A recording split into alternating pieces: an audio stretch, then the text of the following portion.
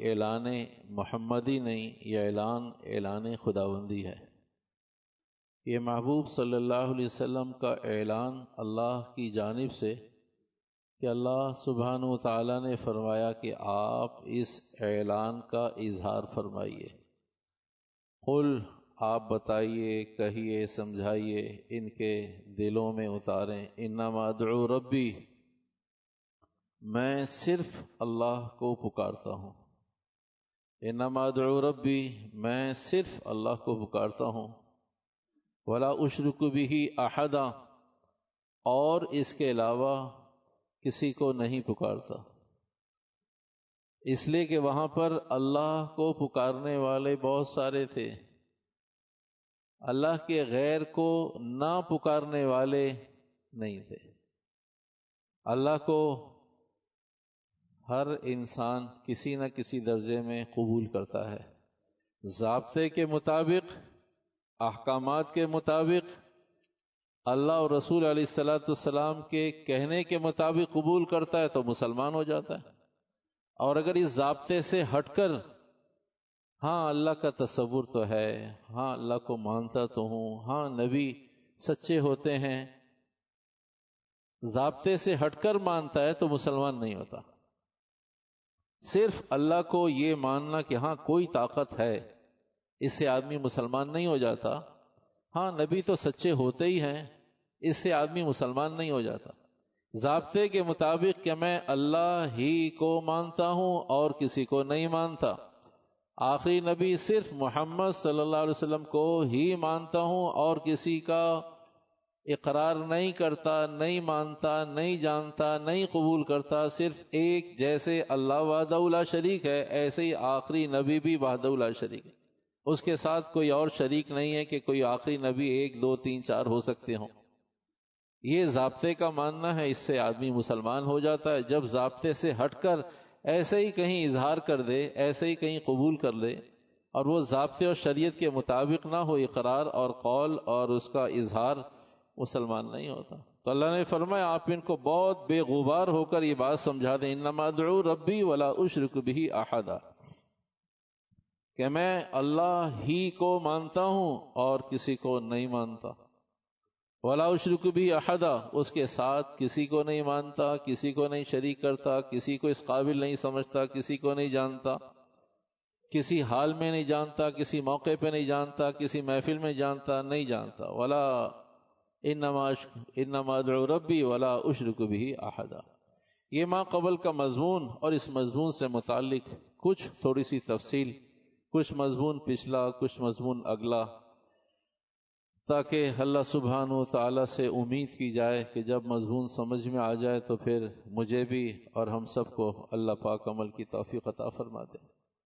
تو وہ پچھلے مضمون کی چند سطریں، پچھلے مضمون کا کچھ حصہ، ترقی کے لیے اللہ نے آسان وقت، آدمی فکر مند ہو، توبہ کر لے، اپنے آپ کو صحیح چلنے چلانے کے لیے کوشاں ہو، گناہوں سے بچنا چاہتا ہو، بچ رہا ہو، صحیح کو اختیار کر رہا ہو، تو 12 مہینے میں دن اور رات میں ہر وقت ترقی ہو جائے گی۔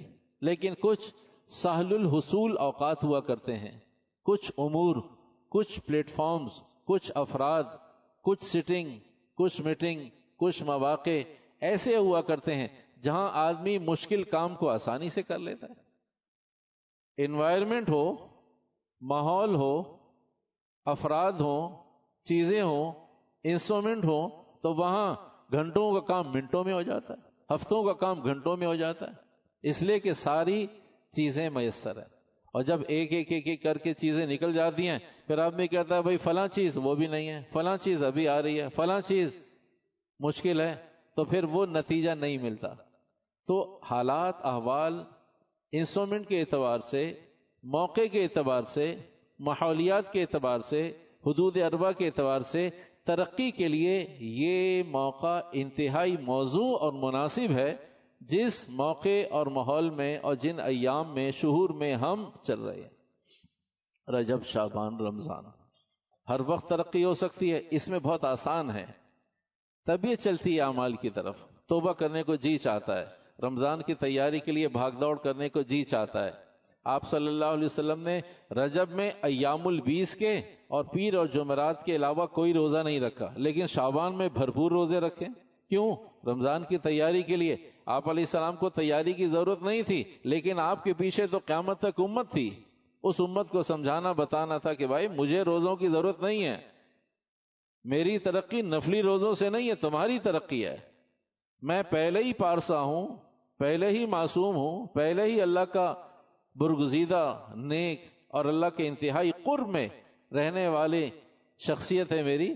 تو تمہیں چاہیے اعمال، اس لیے تمہارے لیے اعمال کر کے دکھاتا ہوں، ورنہ میری ترقی رجب شعبان میں نے، میری ترقی تو پہلے دن سے اللہ نے دے دی جتنی دینی تھی.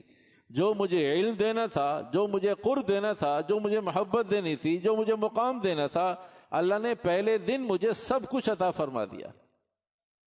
اب میں رجب شعبان سے ترقی نہیں کرتا، رجب شعبان رمضان تمہاری ترقی کا ذریعہ ہے، اس لیے تمہاری ترقی کے لیے کچھ کر کے دکھاتا ہوں، کچھ عمل کو اختیار کرتا ہوں تاکہ تم بھی رجب شعبان کو ہلکا نہ لو. تو بھائی ترقی کے لیے رجب شعبان رمضان، اور ترتیب اس کی یہ ہے، ایمان اعمال کے ذریعے ہی آدمی مسلمان کی ترقی ہوتی ہے. آسان وقت اس کا رجب شعبان ہے اور ابتدا اس کی مسجد سے ہوگی، یہ ہے خلاصہ. اور اس ضمن میں ایک بات اور کہی تھی، وہ عرض کر کے پھر واپس مضمون کی طرف آتے ہیں. وہ بات عرض کی تھی کہ ترقی کن لوگوں کی ہوتی ہے، کن اسباب سے ہوتی ہے، اور ترقی کن لوگوں کی نہیں ہوتی، اور کن اسباب کو اختیار کرتے ہیں ترقی نہیں ہوتی. تو 3 قسم کے لوگ مسلمانوں کا ماقبل میں ذکر کیا گیا تھا. ایک وہ مسلمان جو حالات احوال چیزوں سے متاثر نہیں ہوتے، وہ اپنے آپ کو مسلمان جاننے، گرداننے، بتانے، سمجھانے، لکھنے، انٹروڈیوس کروانے، متعارف کروانے میں فخر محسوس کرتے ہیں. جہاں لوگ نہ پوچھے وہاں بھی بتاتے ہیں کہ بھائی دیکھو خیال کرنا، میرے لیے اگر کوئی چیز لاتے ہو، ایون کہ اگر وہ 2 گھنٹے کی فلائٹ، 4 گھنٹے کی فلائٹ، 12 گھنٹے کی فلائٹ، 18 گھنٹے کی فلائٹ، تو وہ نوٹ کرواتے ہیں کہ بھائی خیال رکھنا، میں مسلمان ہوں، میں ان چیزوں کو لائک کرتا ہوں. کہا ہمارے پاس کوئی چیز ہے ہی نہیں فش کے علاوہ. کہا ٹھیک ہے، سارے سفر میں فش کا ہی طواف کریں گے، مچھلی کھائیں گے، اس لیے کہ حلال تو ہے کم از کم. کہا سب کچھ چھوڑ دیں گے، لاکھوں روپے کا ٹکٹ. اور کہا نہیں بھائی یہ اور کچھ نہیں چاہیے. کہا کچھ لائک نہیں کرتے. کہا کچھ نہیں چاہیے. کہا اس لیے کہ میں مسلمان ہوں. 1 سے زائد مرتبہ اسٹاف کو بتاتا ہے سفر کرنے والا، چاہے وہ زمینی سفر کر رہا ہو، فضائی سفر کر رہا ہو، آبی سفر کر رہا ہو. کہا بھئی ایمان اعمال کی حفاظت اس میں یا تو کوئی نہیں دیکھ رہا، یا تو کسی کو نہیں معلوم، میں نے لکھ دیا ہے لیکن مجھے حلال فوڈ چاہیے. تو ڈنکے کی چوٹ پر برسر محلہ بانگے دوہل کہ نہیں بھائی میں مسلمان ہوں. ایک طبقہ وہ ہے جو اظہار میں اپنا معیار اور اپنی عزت اور وقار سمجھتا ہے کہ اظہار نہیں بھائی میں مسلمان. ہر جگہ کوئی مصالحت نہیں، کوئی کمپرومائز نہیں، کوئی خوف نہیں، کوئی خطر نہیں، کوئی پریشانی نہیں، مسلمان. دوسرے 2 طبقے ایسے ہیں جو پوری دنیا کے حالات کو سامنے رکھ کر وہ اپنے آپ کو کسی نہ کسی دوراہے پر، کسی نہ کسی پیراہے پر، کسی نہ کسی شیلٹر میں، کہیں نہ کہیں حفاظت میں، کہیں نہ کہیں صیانت میں، اور کہیں نہ کہیں اپنے آپ کو تحفظ دینے کے لیے. تو کہا بھئی بولو نہیں مسلمان ہیں. انہیں ذلت محسوس ہوتی ہے کہ مسلمانوں کے واقعات کے ڈھیر لگے ہوئے ہیں، ہر برا کام مسلمانوں کے کھاتے میں، ہر برائی، ہر تنگی، ہر پریشانی، ہر دھوکہ دہی، ہر موقع پر جھوٹ، ہر کسی سے جھوٹ، ہر جگہ پر جھوٹ. کہا یہ مسلمان ہو سکتا ہے؟ کہا اتنے واقعات موجود ہیں، آپ تو پاکستان میں رہتے ہیں، آپ کو کیا پتا کہ ہمیں کیسے سروائیو کرنا پڑتا ہے، آپ کو نہیں معلوم ہمیں کیسے فیس کرنا پڑتا ہے، آپ کو نہیں معلوم کن کن لوگوں کو منہ دینا پڑتا ہے، آپ کو نہیں معلوم کن کن کے ساتھ چلنا پڑتا ہے، آپ کو نہیں معلوم ہم کیسے زندگی گزارتے ہیں. اس لیے آپ ہمیں مت سمجھائیں. ہم یہاں نہیں بتاتے کہ ہم مسلمان ہیں، اور نہیں بتاتے تو آفس میں جس دن بتائیں گے پریشانی میں آ جائیں گے. تو انہوں نے اپنے مفادات کا سودا اپنے ایمان اور رب کے ساتھ کر لیا کہ اللہ مفادات چاہیے، ایمان نہیں چاہیے. اللہ نے کہا ٹھیک ہے. حی اور قیوم ذات کہتی ہے، وہ کوئی عاجل نہیں ہے، عجلت پسند نہیں ہے، وہ صابر ہے. کہا ٹھیک ہے، تم اپنے 70 سال گزارو، 40 سال گزارو، دنیا میں کہیں گزارو، کسی کے ساتھ گزارو، کسی حال میں گزارو. تم نے کمپرومائز کیا کہ اللہ میں نے ایمان کو نہیں بتانا، میں نے مفادات کو لینا ہے. میں نے تمہیں مفادات دیے، اب آخر میں فیصلہ کریں گے یہاں یا وہاں کہ اب تمہیں ایمان کے ساتھ داخل الجنہ یا داخل الغیر کہیں اور داخل کرنا ہے. تو آدمی کمپرومائز کر کے چلتا ہے کہ نہیں. دوسرا طبقہ مسلمانوں کی ذلت اور احوال کو سامنے رکھ کر فیصلہ کرتا ہے نہیں بتانا نہیں ہے کہ میں مسلمان ہوں. تیسرا طبقہ وہ ہے جو شبہ میں مبتلا ہے مسلمان مشکوک زندگی گزارتے ہیں, شبہ والی زندگی گزارتے ہیں کہ بھئی مسلمان ہر جگہ شکست خوردہ ہیں, ہر جگہ پسپائی ہے, ہر جگہ نفرت ہے, ہر جگہ یہ پچھلی صفوں میں آ جاتے ہیں, ہر جگہ کمپرومائز کر لیتے ہیں, ہر جگہ سر جھکا لیتے ہیں, ہر جگہ ساری چیزوں پہ کمپرومائز کر لیتے ہیں. ایسا لگتا ہے کہ مذہب اسلام سچا اور حق نہیں ہے. اگر حق ہوتا تو یہ اتنی ذلت اور ہمیشہ پچھلی صفوں میں کیوں آتے, ہمیشہ یہ ہار کو اپنا مقدر کیوں سمجھتے, بس جی اللہ نے چاہا ایسا ہو گیا. تو وہ تیسرا طبقہ ہے. اس تیسرے طبقے کے بارے میں دو باتیں عرض کی تھیں. ایک بات یہ عرض کی تھی کہ مسلمان کسی حال میں بھی ہو اس کے لیے ایک تمثیل, اس کے لیے ایک مثال دی تھی ہیرے کی. ہیرا گند میں ہو یا ہیرا ہیروں کے ساتھ ہو, ہیرا ہیروں کے ساتھ ہو یا ہیرا گند میں ہو, ہیرے کی اپنی قیمت ہے, وہ ہیرا ہی رہتا ہے. بس یہ کہ اسے گند سے نکال کر اچھی جگہ پر لے آئیں. تو مسلمان ایمان کی بنیاد پر ہیرا ہے, اسلام کی بنیاد پر ہیرا ہے, محمد صلی اللہ علیہ وسلم کو آخری نبی ماننے کی وجہ سے ہیرا ہے, اللہ اور رسول علیہ السلام کو ضابطے کے مطابق, قانون کے مطابق, قاعدے کے مطابق, سلیقے کے مطابق, احکامات کے مطابق مانتا ہے, اس لیے ہیرا ہے. اب وہ اس کا ماحول اچھا نہیں ہے, یہ ایک علیحدہ مضمون ہے. اس کی شخصیت میں وہ نکھار پیدا نہیں ہو رہا, وہ ایک علیحدہ مضمون ہے, لیکن ہے بہرحال ہیرا. دوسری بات یہ عرض کی تھی کہ بھائی حق کے قبول کرنے, حق ہونے کے لیے قبول کرنا ضروری نہیں ہے کہ جسے کوئی قبول کرے گا تو وہ حق ہوگا, قبول نہیں کرے گا حق نہیں ہوگا. انبیاء علیہ السلام کو کتنے لوگوں نے قبول کیا؟ آپ علیہ السلام تو عرصہ دراز تک 10 سال 11 سال مکہ کی گلیوں میں تکلیفیں اٹھاتے رہے, کوئی بھی قبول کرنے والا نہیں تھا. تو کیا پہلے 10 سال آپ علیہ السلام حق پہ نہیں تھے؟ 11ویں سال حق پر آئے, جب مدینہ چلے گئے جب حق پر ہوئے, جب قبول کیا لوگوں نے. ایک وقت ہے قبول نہیں کر رہے جب بھی حق پر ہیں, جب لوگ قبول کر رہے ہیں جب بھی حق پر ہیں, جب لوگ سب و شتم کر رہے ہیں جب بھی حق پر ہیں, جب لوگ آپ علیہ السلام کے تھوک کو زمین پر نہیں گرنے دیتے اور خون کو فرشتہ زمین پر نہیں گرنے دیتا تب بھی حق ہے. حق تو پہلے دن سے حق تھے. تو قبول کریں یا نہ کریں, ایکسپٹ کریں یا نہ کریں, دونوں حال میں حق ہوا کرتا ہے.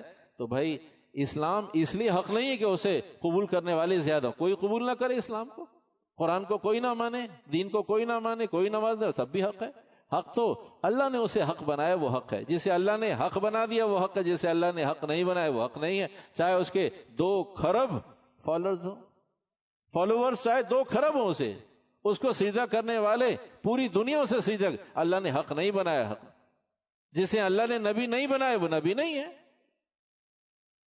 جیسے جسے اللہ نے باپ نہیں بنایا تو وہ باپ نہیں بن سکتا, جسے اللہ نے بنا دیا اسے کوئی علیحدہ نہیں کر سکتا, رد نہیں کر سکتا, مسترد نہیں کر سکتا. تو اللہ کے بنانے سے ہیں. تو بھائی آئیے مضمون کی طرف کہ ہماری ترقی ایمان اعمال کے ذریعے ہے, مسجد کے راستے سے ہے, اور رجب اور شعبان معاون ہیں. پھر سن لیجئے, ہماری ترقی ایمان اعمال کے راستے سے ہے, مسجد کے ذریعے ہے, اور رجب شعبان یہ بہترین معاون ہے. جو آدمی اپنی ترقی, روحانی ترقی کرنا چاہے, روحانی ترقی کرنا چاہے تو اس کے لیے بہت آسان راستہ ہے, بہت آسان موقع ہے, بہت آسانی کے ساتھ ترقی کر سکتا ہے. ایک بات سن لیجئے پھر آتے ہیں باقی مضمون کی طرف. مضمون ہمارا یہ ہے کہ ہر حال میں ایمان اعمال کے بغیر مسلمان مرد عورت کا گزارا نہیں ہے. وہ نہیں پنپ سکتا, وہ نہیں چل سکتا, وہ نہیں زندہ رہ سکتا, وہ ایمانی زندگی نہیں گزار سکتا, وہ اللہ کے ہاں اللہ کے حضور اللہ کی خوشنودی کے ساتھ نہیں پہنچ سکتا, وہ محمد علیہ السلام کا پیروکار نہیں بن سکتا اگر اسے اپنے ایمان اعمال کی فکر نہیں ہے. اور فکر کا زمانہ یہ ہے آسانی کے ساتھ آدمی پچھلی غلطی کمی کوتاہیوں کو چھوڑ کر پھر دوبارہ رخ پر آ سکتا ہے. آج پوری دنیا میں مسلمان دنیا کو ترجیح دیتا ہے اور آخرت کو نظر انداز کرتا ہے. بہت جلد ایسا وقت آنے والا ہے, بہت جلد ایسا وقت ہم سب پر آنے والا ہے کہ ہم آخرت کو 100% قابل عمل اور ترجیح دیں گے, اور دنیا کو اس وقت حقیر جانیں گے، لیکن وہ آخری سانس ہوگا، اس وقت کا فیصلہ اور اس وقت کی رائے قابل قبول نہیں ہوگی۔ آج ہم سب دنیا کو جس درجے کی ترجیح دیتے ہیں اس پر گفتگو کرنا عبث اور بیکار ہے کہ اس پر گفتگو کی جائے ہم دنیا کو کتنی ترجیح دیتے ہیں۔ ہر آدمی مستقل مضمون ہے، ہر آدمی مستقل ایک دنیا ہے، ہر آدمی مستقل ایک تحریر اور تقریر ہے کہ میں اور آپ ہم اپنی اپنی زندگی میں دنیا کو ترجیح کیسے دیتے، اور دین کنارے کرو بھائی، بعد میں بات کریں، بعد میں بات کریں۔ آپ کسی بڑے سے بڑے حلال اور حرام کے موقع پہ یہ کہہ دینا کہ دیکھو دین یہ کہتا ہے، تو آدمی سننے کو تیار نہیں ہے۔ مسلمان 70 سال کا کہا اس وقت کام کرنے دو، کام اس وقت یہ فائل آگے پہنچاؤ، اس وقت یہ کام ہونے دو، اتنے عرصے کے بعد یہاں پہنچے ہیں، آپ کہتے ہیں یہ اسٹیٹمنٹ اور کورٹ میں کھڑے ہو کے سچ بولیں؟ پاگل تو نہیں ہیں آپ؟ اس لیے ہم نے 17 لاکھ روپے خرچ کیے، اس لیے اتنے وکیل کیے تھے۔ یعنی آدمی دین کو اس قابل بھی نہیں سمجھتا۔ عمل تو کجا باشد، عمل تو دور کی بات ہے، سن تو لے اس وقت کہ یہ دین ہے۔ کہا اس وقت یہ بھی مت سناؤ کہ دین یہ کہتا ہے، ابھی مت سناؤ، بعد میں بات کریں گے، پہلے ہمیں ون سائیڈڈ ہونے دو، ایک طرف ہو جانے دو۔ تو عمل تو بہت دور کی، ایک وقت ہے کہ ہم سب دنیا کے دل دادا ہیں اور دنیا کو اپنی ترجیح بنیادوں پر لے کر چل رہے ہیں اور نظر انداز کرتے ہیں دین کو۔ بہت جلد ہر آدمی پر فردر ہر آدمی پر یہ وقت آنے والا ہے، وہ شور کرے گا، چلائے گا، چیخے گا کہ نہیں نہیں دین اصل ہے، لیکن اس وقت کا اصل وہ اصل نہیں ہوگا۔ وہ جب سارا نظام اسے نظر آنے لگے گا، اس لیے کہہ رہا ہوگا اس وقت کی توبہ اور اس وقت کا اقرار اللہ کے ہاں قابل قبول نہیں۔ آئیے مضمون کی طرف۔ مضمون یہ ہے میرے محترم، موسیٰ علیہ السلام کے پاس لوگ آئے شکایت لے کر، اے موسیٰ یہ آدمی ہے، جوان ہے، کڑیل جوان ہے، مانتا نہیں ہے اور ماحول کو، بستی کے ماحول کو بھی خراب کرتا ہے۔ موسیٰ علیہ السلام اس سے بلایا، کہا بھئی تیرے بارے میں شکایت ہے، خیال کر، یہ نافرمانی ہے اور تجھے نبی سمجھاتا ہے، خیال کر، میں توبہ کرتا ہوں، آئندہ نہیں کروں گا۔ چلا گیا۔ پھر کچھ عرصے کے بعد محلے کے سنجیدہ لوگ آ گئے، کہا جی اس نے پھر توبہ توڑ دی ہے۔ موسیٰ علیہ السلام نے پھر بلایا، پھر سمجھایا، دیکھ تجھے نبی سمجھاتا ہے، ایسا نہ کر، یہ گناہ کی چیز ہے، نافرمانی کی چیز ہے۔ اس نے دوبارہ توبہ کی، اب نہیں کروں گا، معافی چاہتا ہوں، غلطی ہو گئی تھی، اب توبہ کرتا ہوں۔ تیسری دفعہ پھر لوگ آ گئے، کہا جی وہ تو مانتا نہیں ہے۔ موسیٰ علیہ السلام نے پھر اسے بلایا، کہا تو ایسا کر، بستی چھوڑ کر جنگلوں میں بیابان میں چلا جا، ایسا نہ ہو کہ نبی تجھے 2-3 دفعہ سمجھا چکا ہے، تو توبہ کر چکا ہے، توبہ پھر توڑ دیتا ہے، نبی کے ہاتھ پر توبہ کرتا ہے، بیعت کرتا ہے، پھر توڑتا ہے، یہ کیا قصہ ہے؟ تو اللہ کی پکڑ نہ آ جائے کہ ہم سب پر، بستی والوں پر، اس لیے تو مہربانی کر تو کسی دوسری بستی میں جہاں تیرا جی چاہے چلا جائے۔ ابھی کچھ دن گزرے تھے کہ موسیٰ علیہ السلام پر وہی نازل ہوئے، اے موسیٰ میرے ایک دوست کا جنگل میں بیابان میں انتقال ہو گیا ہے، اس کی آپ نماز جنازہ بھی پڑھائیں اور اپنے لوگوں میں اعلان کریں۔ اے اللہ کیا اعلان کروں؟ کا اعلان یہ کریں کہ جو اس کی جنازے کی نماز پڑھے گا اس کی بھی ہو جائے گی مغفرت، جو اس کی جنازے کی نماز پڑھے گا اس کی مغفرت۔ موسیٰ علیہ السلام نے اعلان کیا، اعلان ہونے کی دیر تھی، جتنی بھی آبادی ہوگی، آبادیوں کا زمانہ تو اب ہے، پہلے تو بہت تھوڑی، جو بھی آبادی ہوگی لوگ اکٹھے ہو گئے، تو سارے موسیٰ علیہ السلام کے ساتھ چلے گئے اور وہاں جا کر دیکھا تو موسیٰ علیہ السلام تو ابھی خاموش تھے، اس سے پہلے لوگوں کے اندر، اے موسیٰ یہ تو وہی ہے، اے موسیٰ آپ کہہ رہے ہیں اس کی وجہ سے ہم نے تو اسے راندے درگاہ کر کے، ہم نے تو اس سے جان چھڑانے کے لیے آپ سے بار بار درخواست کی، اسے یہ تو وہی ہے۔ موسیٰ علیہ السلام کے اندر بھی داعیہ پیدا ہوا ہے، اللہ یہ تو وہی ہے، اے اللہ یہ تو وہی ہے، اس کے لیے آپ فرما رہے ہیں کہ مغفرت ہو جائے گی جو نماز جنازہ پڑھے گی اس کی؟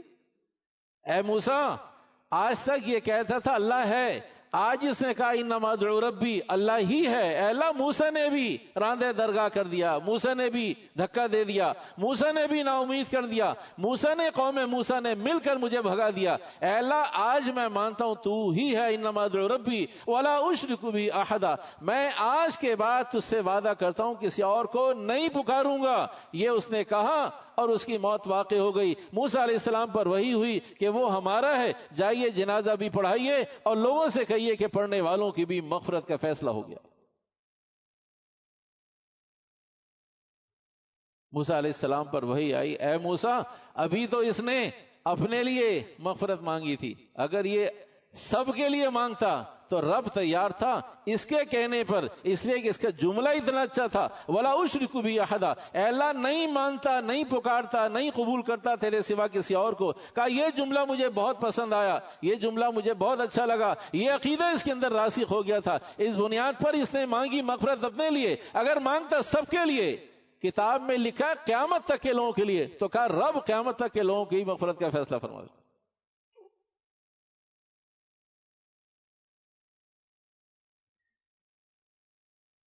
ایک نابینا آدمی صحرا کے اندر، نابینا بھی ہے، بوڑھا بھی ہے، ہر بوڑھا کمزور نہیں ہوتا کہ بوڑھا تو چل نہیں سکتا، نہ بوڑھا بھی ہے، کمزور بھی ہے۔ نابینا ہونا 1، بوڑھا ہونا 2، کمزور بوڑھا ہونا ہل نہیں سکتا 3، جسم پر زخم موجود ہیں کہ کروٹ نہیں بدل سکتا، نیچے بھی زخم اوپر بھی زخم، اور زمین پر پڑا ہے، نابینا ہے، بوڑھا ہے، کمزور ہے، زخم زدہ ہے، زخم اس کے جسم پر لگے ہوئے بہت سارے زخم۔ تو گزرنے والے مسافر نے، بزرگ نے اس کے قریب جانا چاہا، اس کے ہونٹ ہل رہے تھے، قریب جا کر دیکھا، کان قریب کیے کہ کیا وہ کہتا تھا، وہ بوڑھا، وہ کمزور، نابینا، زخم زدہ آدمی، وہ کہتا تھا اللہم لک الحمد ولک الشکر، اے اللہ تیرا احسان، اے اللہ تیرا فضل، اے اللہ تیرا شکر۔ تو جب اطمینان ہو گیا کہ اللہم لک الحمد ولک الشکر پڑھتا ہے، تو بابا سے کہا، نابینا تھا، بہرا نہیں تھا، تو کہا میں ایک مسافر ہوں، اور تو کس بات پر اللہ کا شکر ادا کرتا ہے؟ تو کس بات پر اللہ کا شکر ادا کرتا ہے؟ تیرے پاس کیا ہے؟ جوان ہے؟ نہیں۔ آنکھیں ہیں؟ نہیں۔ جسم ٹھیک ہے؟ نہیں۔ قوت ہے؟ نہیں۔ کہا کیا چیز ہے؟ کہا تجھے نظر نہیں آتا؟ کہا نہیں نظر آتا۔ کہا اسی لیے تو پوچھتا ہوں۔ کہا پوچھنے کی وجہ یہ، اگر کوئی نعمت تیرے جسم پر، تیرے حال سے، چال سے، قال سے کہیں مجھے سمجھ میں آتی ہوتی تو ہرگز نہ پوچھتا۔ پوچھنے کا، داعیہ کا، استفسار کا سبب ہی یہ چیز بنی، اس لیے تو پوچھتا ہوں کیا نعمت ہے تیرے پاس؟ کہا نہیں پتہ چلتا۔ کہا نہیں۔ کہا میں ایمان کے ساتھ پڑا ہوا ہوں۔ کہا میں مسلمان ہوں، ایمان کے ساتھ پڑا ہوا ہوں، ایمان ہے میرے اندر۔ اوہو۔ کہا بتا نعمت ہے یا نہیں؟ کہا میں اقرار کرتا ہوں سب سے بڑی نعمت تیرے پاس ہے، سب سے بڑی نعمت تیرے پاس ہے۔ تو کہا میرے اندر جذبہ پیدا ہوا کہ ایسا آدمی جس کی خوراک رب کائنات کہاں سے دیتا ہے نہیں معلوم کسی کو، اس کے زخموں کو کون ٹھیک کرتا ہے نہیں معلوم، رب کائنات کا نظام ہے۔ بوڑھا ہے کس وقت مر جائے، اور بیابان ہے کون سا جانور دن میں اور رات میں اسے اپنی خوراک بنا لے۔ تو میرا جی چاہا کوئی تیری خدمت کر سکتا ہوں؟ کہا ہاں۔ کہا کرنا چاہتا ہے؟ کہا کہا کوئی خدمت؟ کہا ہاں ہاں۔ کہا دیکھ میرا بیٹا 2 دن سے غائب ہے، میرا بیٹا 2 دن سے غائب ہے، وہ مجھے اس حال میں تیمم اور پانی مل جائے تو وضو کروا کر نماز پڑھاتا تھا، میں ایسے ہی لیٹے لیٹے نماز پڑھتا تھا، میرا بیٹا تیمم یا وضو کے ذریعے نماز پڑھواتا، میں وضو کرتا تھا، نماز پڑھتا تھا۔ 2 دن ہو گئے ہیں، 2 دن ہو گئے، وہ نہیں مل رہا، اور پتہ نہیں وہ کہاں ہے۔ اور اس مسافر نے راستے میں ایک انسانی ڈھانچے کو، جانوروں کا کھایا ہوا خوراک بنا ہوا ایک ڈھانچہ دیکھا تھا۔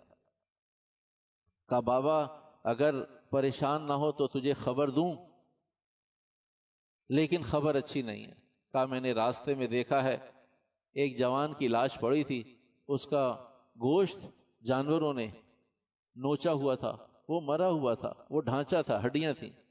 تو اس پر اس بوڑھے نے کہا الحمدللہ، الحمدللہ۔ کہا بابا کس چیز پر الحمدللہ پڑھتا ہے؟ کہا اس بات پر کہ میرا بیٹا نماز پڑھتے ہوئے، پڑھواتے ہوئے، وضو اور تیمم کرواتے ہوئے مرا ہے۔ کہا اس پر کہ میرا جوان بچہ مرا ہے، ایمانی موت پر مرا ہے، مرنا تو سب نے ہے، میں بھی تو، پتہ نہیں تیری واپسی میں میری ملاقات ہو یا نہ ہو، تیری میری ملاقات دوبارہ ہو یا نہ ہو، کس نے نہیں مرنا، لیکن کم از کم میں جس حال میں ہوں تجھے معلوم ہے، اور میرا بیٹا مجھ سے پہلے چلا گیا، وہ ایمان پر، اعمال پر، وضو پر، تیمم پر مرا ہے، مجھے نماز پڑھواتا تھا، اپنی نماز پڑھتا تھا، تو ایمان پر مرا ہے، 2 دن سے موجود نہیں، 2 دن پہلے اسے جانوروں نے کھا لیا ہوگا، پکڑ لیا ہوگا، تو کہا میں اس پر اللہ کا شکر ادا کرتا ہوں کہ میرے اندر ایمان اور میرے بچے کے اندر اعمال، ہم دونوں نے جانا ہے۔ ایمان اعمال کے بغیر ممکن نہیں ہے، گزارا نہیں ہے۔ یہ بہت چھوٹی سی رنگین دنیا ہے، یہ بہت چھوٹی سی تعیش کی زندگی ہے۔ کوئی آدمی صبح شام یہاں تک اگر سونا چباتا ہو، اس نے بھی بہرحال مرنا ہے، اس نے بھی بہرحال جواب دینا ہے۔ کسی کو صبح شام نئے گولڈ اور سونے میں، ہیرو میں تولا جائے نا، اس نے بھی مرنا ہے۔ یہ تعیش ایک وقت تک ہے۔ آخری بات عرصہ کے بعد ختم کرتے ہیں، سمیٹتے ہیں۔ یوسف علیہ السلام مصر کے وزیر خوراک تھے۔ یوسف علیہ السلام مصر کے وزیر خوراک تھے۔ میں اپنی بات سمیٹتا ہوں، عرض کر ختم کرتا ہوں۔ انشاءاللہ ہم بات ختم کریں گے تو ہمارے جتنے نمازی حضرات ہیں وہ اپنی صفوں میں جگہ کو پور کر کے پھر سنتیں پڑھیں گے، اس لیے کہ اوپر بھی ساتھی پریشان، باہر بھی کچھ ساتھی انتظار میں ہوتے ہیں، تو انشاءاللہ جیسی بات ختم کرتے ہیں تو سنتوں کے لیے جگہ کا فاصلہ ختم کر کے اہتمام سے، تاکہ پیچھے مسلمانوں کو سہولت ہو جائے۔ یوسف علیہ السلام وزیر خوراک ہیں۔ عملے کے پاس ایک آدمی 16-15 سال کا بچہ الجھ رہا ہے، کہا دیکھو ہمارا قانون یہ ہے، گھر میں 8 فرد ہیں تو 8 بوریاں گندم کی دیں گے، 5 ہے تو 5 دیں گے، اضافی نہیں دیں گے، ہم پابند ہیں یوسف علیہ السلام کے۔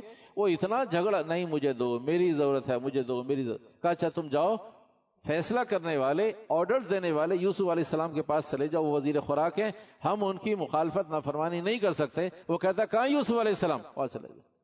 وہ 16-15 سال کا بچہ ان کے پاس چلے گیا۔ یوسف علیہ السلام کیا بات ہے؟ کہا جی مجھے گندم کی بوریاں، میرے گھر کے 7 افراد ہیں، مجھے زیادہ چاہیے۔ یوسف علیہ السلام نے اس خیال سے کہ یہ آدمی وہاں سے ہو کر آیا ہے، کچھ نہ کچھ کہہ سن کر آیا ہوگا، بغیر کسی تحقیق کے آرڈر جاری کیے کہ اسے 3 بوریاں اضافی، یعنی 7 کی جگہ 10 بوریاں دے دی جائیں۔ اس نے کہا جی یہ بھی کم ہے۔ کہا بھلے آدمی، اتنی بڑی قطار اور لائن، اس میں ایک آدمی گھر کا تو 1 بوری، 10 ہے تو 10، تو 7 آدمی ہیں، تیرے گھر کے 7 افراد ہیں، 7 بوریاں اصول کے مطابق، اصول سے ہٹ کر تجھے 3 بوریاں اضافی دے دی، ابھی بھی اور چاہیے؟ کہا جی اور چاہیے۔ تو یوسف علیہ السلام سے اصرار کیا، نہیں اور نہیں دیں گے، بس یہ 10 بوریاں دے دی ہیں، 7 کی جگہ 3 اضافی 10 بوریاں دے دی ہیں گندم کی۔ تو کہا آپ مجھے نہیں جانتے؟ تو یوسف علیہ السلام کو شوق ہوا کہ ایک وزیر خوراک سے ایک 16-15 سال کا، مجھے نہیں جانتے۔ کہا بتاؤ کون ہو تم؟ کہا اگر آپ نے مجھے جان لیا تو پھر دیں گے، ابھی دے دیں۔ کہا نہیں، ایسے یہ قانون کے خلاف ہے، یہ میرے اختیار تھا، یہ میرے اختیار میں تھا کہ بھئی 2-3-4 بوریاں چلو بھئی، اس لیے کہ میں وزیر خوراک ہوں، مجھے اس کا اختیار ہے، لیکن اس سے زیادہ نہیں۔ بار والوں کو کیا سمجھائیں گے کہ اس کو 3 اضافی کیوں، اور ہمیں 7 کی جگہ 7، 6 کی جگہ 6، 5 کی جگہ 5 کیوں؟ یوسف علیہ السلام کے قریب آیا وہ بچہ، کہا میں آپ کی گواہی دینے والا بچہ ہوں کہ یوسف ٹھیک ہے، زلیخا غلط ہے۔ یوسف علیہ السلام کے قریب تو تھا ہی، اسے اور قریب کیا، سینے سے لگایا، اس کی پیشانی کو بوسہ دیا، اور فوراً اپنے خدام کو بلایا، کہا بھئی 10 دی ہیں، 40 اور 50 کرو اس کی بوریاں، 7 حق، 3 اضافی اور 40 انعام۔ کہا اس کو اور دو، اور پھر خدام سے کہا کہ یہ 50 بوریاں یہ 15-16 سال کا بچہ کیسے لے جائے گا، سواری کا بھی انتظام کرو۔ اسے بہت تعظیم تکریم کے ساتھ، تو اس نے کہا میں نہیں کہتا تھا کہ دے دیں۔ کہا تو صحیح کہتا تھا، تو اس سے بھی زیادہ کا حقدار ہے، تو اس سے بھی زیادہ کا حقدار ہے۔ وہ بچہ چلا گیا، قصہ ختم ہو گیا، بچہ چلا گیا، قصہ ختم ہو گیا۔ یوسف علیہ السلام پر وحی آئی، اے یوسف یہ کیا ماجرا ہے؟ اے اللہ اس نے میری گواہی دی تھی۔ اے یوسف جو تیری گواہی دے تو اسے اتنا دے، جو میری گواہی دے گا میں اسے کتنا دوں گا۔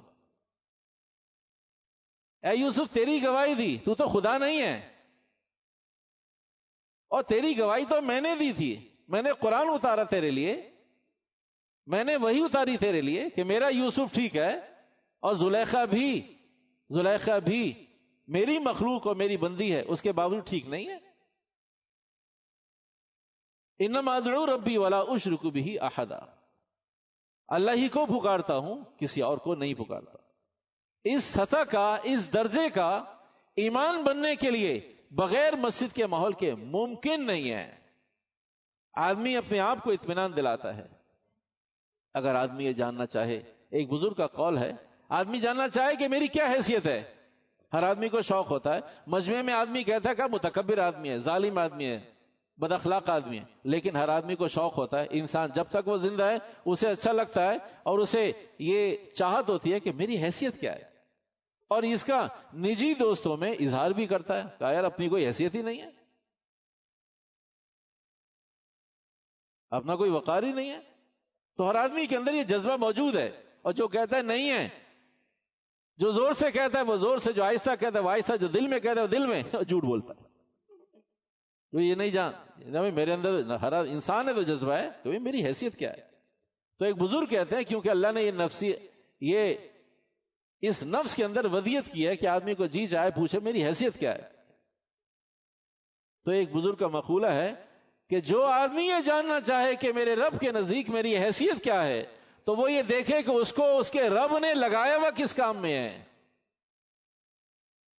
رجب، شعبان، رمضان، 2 کے 4 اور 4 کے 8 انویسٹمنٹ اور سامان اور تیاریوں میں لگا دیا ہے، یا ایمان اور آخرت میں لگا دیا۔